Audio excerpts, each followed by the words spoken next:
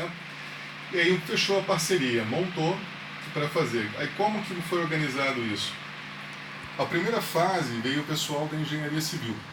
Então o professor Nery coordenou o grupo de alunos que veio para cá, para São Pedro.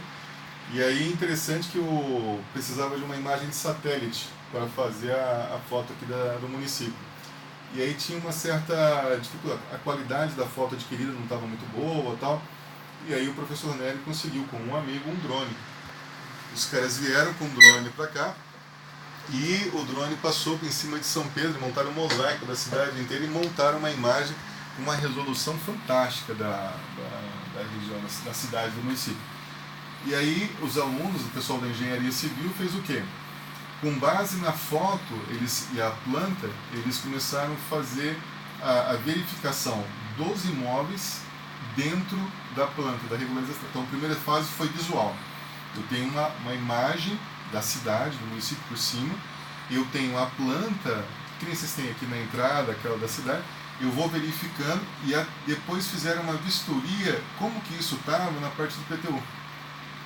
Então, por exemplo, tinha lote que não tinha regularização, que era o grande problema da inscrição. Com base nesse levantamento, depois entrou o pessoal da computação, que aí foi a fase que eu vim participar. Aí nós montamos um software, um programa de computador que fazia o quê? Justamente auxiliava o pessoal da engenharia na comunicação com o sistema que eles têm hoje. Porque o sistema que o pessoal da prefeitura tem para fazer a gestão do IPTU é um. Só que a engenharia tem uma necessidade diferente dessa. Aí nós desenvolvemos o software que pegava os dados do software da prefeitura e o pessoal da engenharia podia manipular e trabalhar isso de forma mais adequada para fazer a regularização. Aí separaram por lotes, por regiões, aí montaram as cartas, fizeram as historias, mandaram as cartas e começaram. E está sendo um trabalho muito gratificante, porque quando eu estava em São Paulo, os projetos que eu trabalhei em São Paulo eram projetos grandes e você não...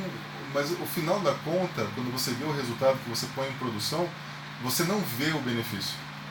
Aqui foi interessante, porque inclusive o pessoal aqui de São Pedro nos convidou a participar do processo de entrega das escrituras.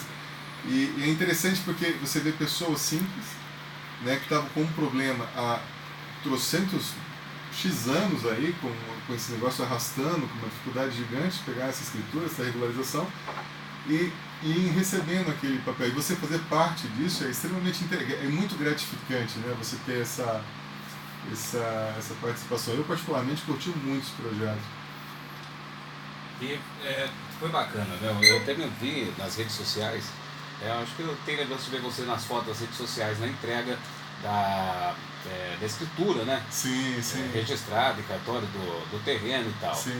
Foi muito bacana que você veio já rolando isso em mais de 20 anos, eu acredito. Sim, isso inclusive era interessante porque teve uma quando tinha algum problema, algum entrave, que o projeto não andava, parava, eu lembro muito interessante a figura do custódio, do prefeito, né? Ele ficava angustiado num ponto, porque ele falava assim, cara, mas eu falei que eu ia fazer.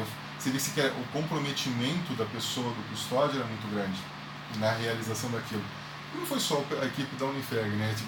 O sucesso desse projeto em particular deu com toda a configuração, né?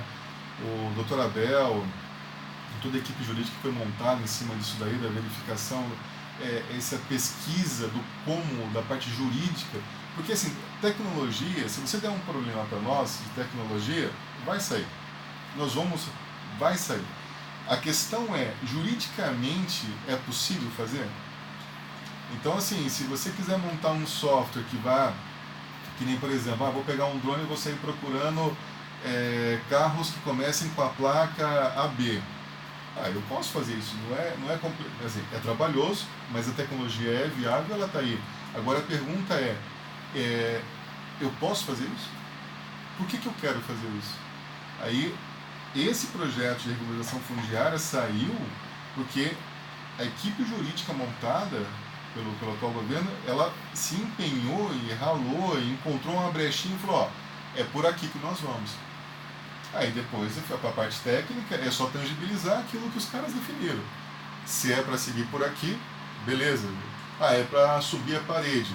Tudo bem, só ficou mais difícil, mas nós vamos subir a parede, nós vamos. Mas então essas que eram as questões, né? Bom, eu fugi um pouquinho das perguntas que estavam aqui. Não, tranquilo.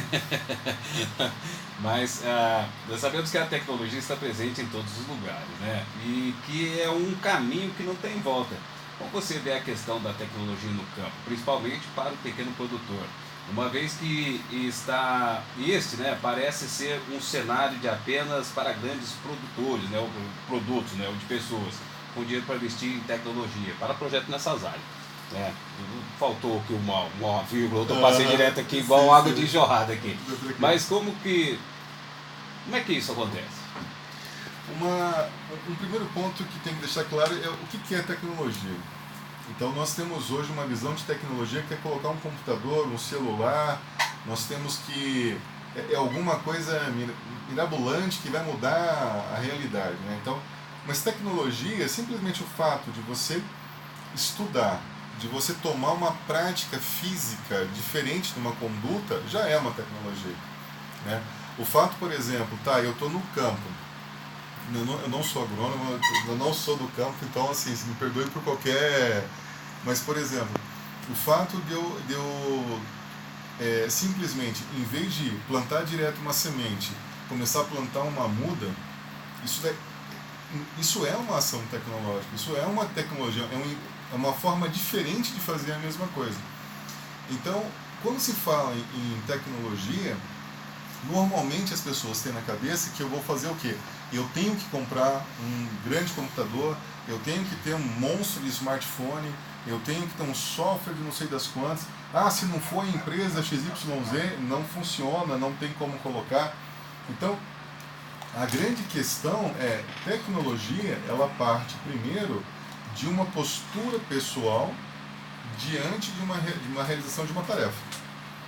Então, se eu pegar que nem o Rodrigo, nós estávamos conversando lá fora de questões de certificações, essas coisas todas. O fato de você pegar uma prancheta com um papel, com um formulário, e você levar para o campo e anotar, você já está fazendo tecnologia. Você já está adotando tecnologia. Então, com relação a isso, quando fala em pequeno produtor, não é complicado, não é caro. O problema é a cultura. O problema é porque o que vai acontecer? Quanto mais para o interior você vai, as empresas normalmente elas são com soluções não tão aderentes a um contexto, porque agora falando de tecnologia enquanto computação, existe um nicho, existem algumas tecnologias que elas estão na onda, que elas são futuro. Existem outras que não morreram porque tem gente que não quer mudar. Então tem linguagem de programação que já era para estar morta há 300 mil. Nem o fornecedor existe mais. E o cara adota aquilo. E no interior nosso aqui tem bastante empresa que usa. Não, eu tenho um software aqui que faz gestão de fluxo de caixa, que faz contas a pagar, contas a receber, e você olha, é lindo. É lindo, funciona. Só que a linguagem que foi utilizada aqui, a tecnologia, não tem nem fornecedor. Aí quem que garante aquilo lá? Porque quando você compra, quando você adota um software, quando você adota uma tecnologia, não importa qual ela seja, ela tem uma palavrinha mágica chamada escalabilidade. Eu quero crescer. Quando você usa a tecnologia, qual que é a tendência natural? Se você empregá-la direito. Qual a tendência natural? Você crescer, fazer as coisas mais rápidas. Se eu faço mais rápido, me sobra mais tempo. Se me sobra mais tempo, eu faço mais e, consequentemente, eu consigo crescer. Esse é o conceito do porquê se usar tecnologia. Aí você começa a crescer, você começa a pegar volume, você começa a pegar embalo, e de repente aquele software não te atende mais e o fornecedor daquela tecnologia não consegue te adequar porque a tecnologia chegou no limite dela. Então assim, aí começam as frustrações. Se você olhar no nosso entorno aqui, quantas empresas, ou quantos produtores, ou quantas pessoas adotaram tecnologias e estão no terceiro, quarto fornecedor. Mas por que terceiro, quarto fornecedor? Porque não chegou a um ponto que é insustentável aquilo, né? Então, essa que é a questão. Então, quando você fala em adotar a tecnologia, a pergunta é, o que eu vou colocar? Não precisa ser uma grande coisa, não precisa ser uma ferramenta maravilhosa, estupenda, magnífica. Mas, por exemplo, uma planilha, aí não precisa ser Excel, pode ser, sei lá, o pessoal do Linux tem o LibreOffice, então, uma planilha eletrônica, saber tabular os dados, o seu papel de pão, sua agenda. Eu conheço um senhor que, cara, o fluxo de caixa inteira dele, ele tem o quê? Ele vai fazer 76, 77 anos. A vida inteira dele é uma agenda. E ele vai anotando o fluxo de caixa dele e funciona. Então, quer dizer, não é o computador, não é o celular, não é o smartphone, não é isso que é tecnologia, mas é a conduta que se tem, é a postura. Eu acho que falta para o pequeno produtor, principalmente a questão agrária, é o quê? Como que ele vai fazer isso? Como que ele vai gerir? Tem um pessoal da Unicamp uma vez, que eu encontrei numa FEMAG, já faz acho que uns 2 ou 3 anos, e ele tinha uma visão bastante interessante, que ele falava o seguinte, tanto que ele estava parecendo aqueles profetas tentando pregar os 4 ventos a ideia dele. Ele falava o seguinte, nós temos que parar de olhar para a terra como uma propriedade, nós temos que olhar para a terra como uma unidade produtiva, como uma indústria, como uma fábrica. Isso quer dizer o seguinte, nós estamos nós 4 aqui, nós somos irmãos, nosso pai tem um sítio, sei lá, 60 alqueires, alguma coisa do tipo. Aí o nosso pai morreu, o que acontece? Nós 4 vamos lá e dividimos a propriedade. Aí nós temos os nossos filhos. Aí quando nós morremos, o que nós fazemos? Dividimos a nossa parte. Ou seja, uma propriedade que ele vai chegando num ponto que o tamanho dela se torna inviável como unidade produtiva. O que ele pregava? Eu tenho que olhar para nós 4 tínhamos que dividir não a terra, mas os rendimentos dela. Então, olhar para como fosse ninguém pega uma fábrica, nós somos em 4, papai morreu, eu vou pegar uma fábrica, vou meter contratar alguém lá dentro para passar uma régua, essas máquinas desse lado são minhas, essas máquinas desse lado são... Não, você vai fazer o quê? O que rendeu X, então vamos pegar esse X, vamos dividir por 4 e vamos colocar. Então, essa visão administrativa, ela ainda não está muito... Você vê que está mudando, você vê produtores com uma visão diferente. O Fernando mesmo é um que bate no martelo de educação, de informação, de gestão, de vamos procurar, vamos acontecer. O Edmir Madeira, ele tem um discurso, sem questões políticas, mas são discursos que eu gosto. O Edmir Madeira, ele fala uma frase que eu acho fantástica, que ele fala que não é que a cafeicultura esteja dando prejuízo, está dando menos. Se está dando menos, eu tenho que gerir melhor. Então, não é uma questão de novo, não estou defendendo preço, não estou falando nada, estou defendendo cultura, mas é uma questão assim, na crise eu não tenho que chorar, na crise eu tenho que gerir. Tecnologia é ferramenta de auxílio à gestão. Se você não for ter uma postura de gestão, eu não tenho como empregar tecnologia. Eu lembro até uma reunião que nós tivemos na AMOG uma vez, que aí estava se falando de inteligência, de não sei das quantas, aplicar tecnologia A, tecnologia B, eu defendi, falei, a primeira coisa é educação. Primeira coisa, vamos lá no campo e vamos ensinar para o produtor o que é custo. Quanto custa uma saca? Quanto custa um trator? Quanto custa? Quanto? Para isso tem que mensurar. Então, depois que ele sabe como fazer isso na mão, aí sim, aí eu posso, aí a tecnologia vem, aí nós podemos colocar um software legal, porque aí ele já tem o hábito ele já criou o vício de controle. Aí o que eu preciso agora só é agilizar o processo com o qual ele faz esse controle. Então, antes de tecnologia, vem-se educação, vem-se cultura. E acho que é essa que é a... Só que aí você quebra de paradigma, tem muitas histórias, aí tem a questão de confiança que eu falo assim, a vida inteira eu fiz isso, por que agora eu tenho que fazer diferente? Porque agora tem um cara... Eu pela Nato, eu moro em Guaxupé, E pela Nato, eu já trabalhei em projetos, por exemplo, na Austrália. Então, você foi para a Austrália? Não, eu não fui para a Austrália. Eu trabalhei daqui.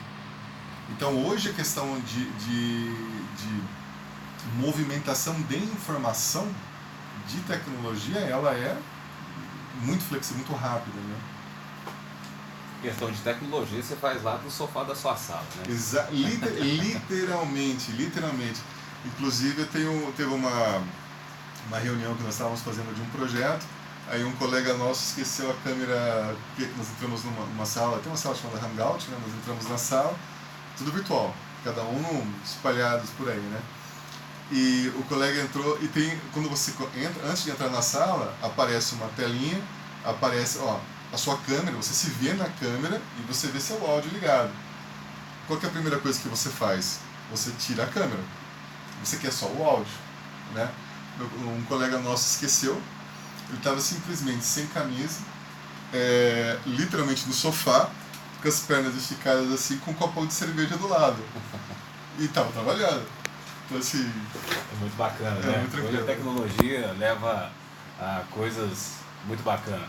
Mas vamos entrar junto aqui, vamos falar agora com o nosso amigo aqui também da Com Café, Rodrigo Moreira. Se a gente está falando de tecnologia na agricultura, nada mais é ele a pessoa certa para falar vamos falar da terra, né? Vamos falar da tecnologia também, vamos falar sobre... Você é formado... O Fernando não passou para mim aqui. Você é agrônomo, né? Engenheiro agrônomo, formado pela IF, né? Isso. Aqui é a escola Instituto Federal Campus Muzambique, né? Então vou deixar as apresentações para você também. Você pode se apresentar e fique à vontade, a casa é sua. Exatamente, tá ligado? Já tá ligado já. Eu entrei em Muzambinho em 2010 e de lá pra cá a gente vem estudando e relacionando direto com o café, já desde essa época, onde eu pude fazer o técnico em agropecuária e depois agronomia. E dentro desse processo, pela região, né, tem treinado essa cultura da cafeicultura, eu acabei caindo nesse movimento do café e depois que a gente cai nesse movimento a gente não sai mais. É uma cultura que chama muito a atenção, que traz um rendimento muito interessante para a região e que movimenta a economia nossa aqui e mantém o funcionamento de tudo aqui, né? Tudo funciona em função praticamente do café e isso é muito importante.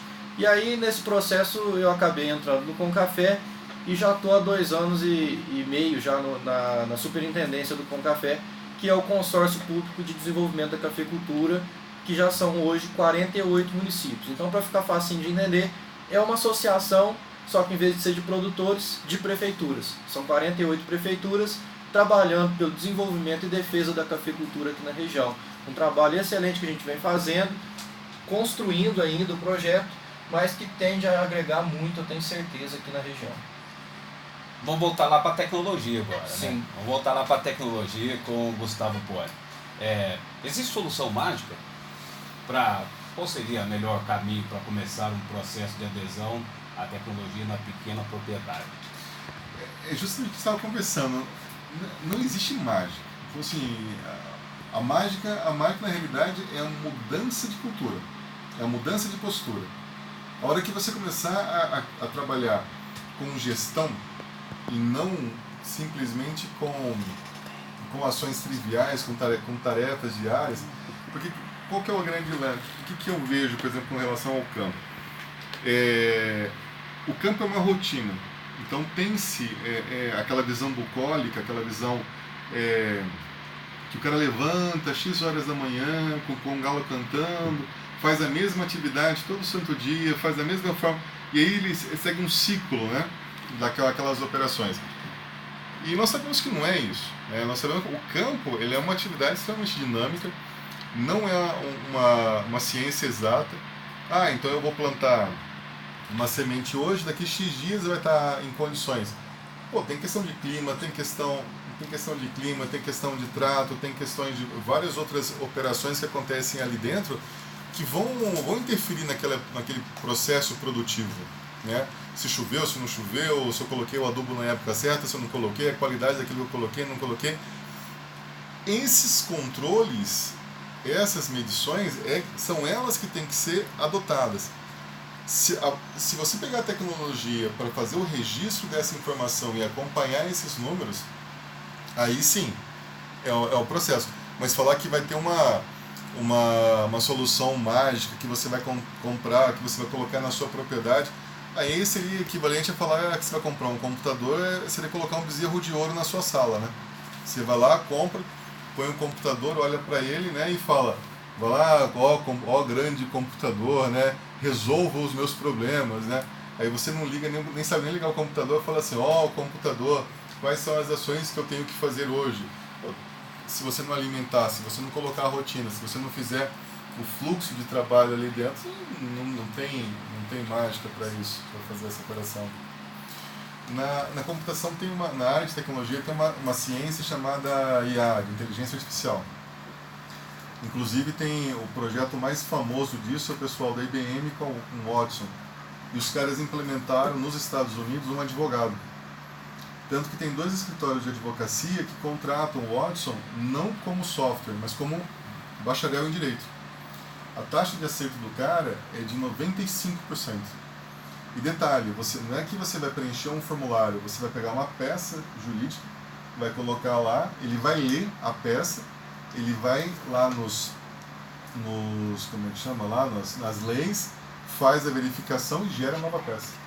Ele faz a nova peça. Então, assim, só que para fazer uma operação dessa, para aplicar isso, tem que ter primeiro as estruturas para montar isso, né? Ou seja, alguém tem que chegar lá e explicar como que é feito, ou seja, o produtor tem que ter o primeiro passo de gestão, né? Pelo menos para a adoção. Muito bom. Rodrigo, você está na superintendência da Concafé. Fala um pouquinho sobre a genética do leite, é isso? Exatamente. Esse é um projeto à parte, é um projeto que tem trabalhado nessa questão o Emidim Madeira, o deputado federal aqui da região. São projetos da mesma linha. O Concafé ele começou com esse projeto em 2015 e na mesma época ele desenvolveu essa questão do Mais Genética, que vem trazendo esse desenvolvimento da genética de gado leiteiro da região. Só para distinguir, o Concafé é uma associação de prefeituras e o Mais Genética ele atende as prefeituras, mas é um projeto do deputado Emidim. Até o ponto que a gente tem contato e conversa muito sobre isso, a gente sabe que já são 66 cidades já com esse projeto que vem trazendo uma melhoria significativa da genética do gado, lembrando a questão da tecnologia que o Poli tem falado. Então, a gente está melhorando a genética desse gado leiteiro da região. E aí consiste de que maneira? É uma parceria com a Emater. A Emater, através de emenda parlamentar do deputado Emidim, fornece o sêmen para poder inseminar essas vacas, né? E o município fornece o nitrogênio líquido para manter o bujão de sêmen, né? E o inseminador. Então o produtor tem o trabalho de pegar o telefone, ligar para o inseminador dizendo que o gado dele está no cio e precisa receber a inseminação artificial naquele dia. Então esse projeto já vem rodando já desde 2015 e tem município como Juruáia, por exemplo, que nasce de 2 a 3 bezerras do projeto todo dia. Então é um projeto que tende a melhorar não só a genética, mas também a produção de leite. E no futuro, pelo que eu tenho ouvido, a ideia é as filhas dessas vacas inseminadas já poderão também receber inseminação sexada. Então você não corre o risco de ter um bezerro, que às vezes não é tão importante, né, na cultura da produção de leite. Então você não tem interesse de ter um bezerro holandês, mas aí você tem a certeza de ter uma vaca holandesa saindo fruto dessa inseminação. Então é um projeto que está à disposição. Os produtores precisam procurar a prefeitura, dizer o interesse que tem. Se a prefeitura tiver um inseminador, no caso de São Pedro eu sei que tinha, não sei se está ainda organizado, funcionando, mas provavelmente tem. O produtor deve procurar quem é o inseminador e entrar em contato para poder receber o sêmen. O produtor tinha acesso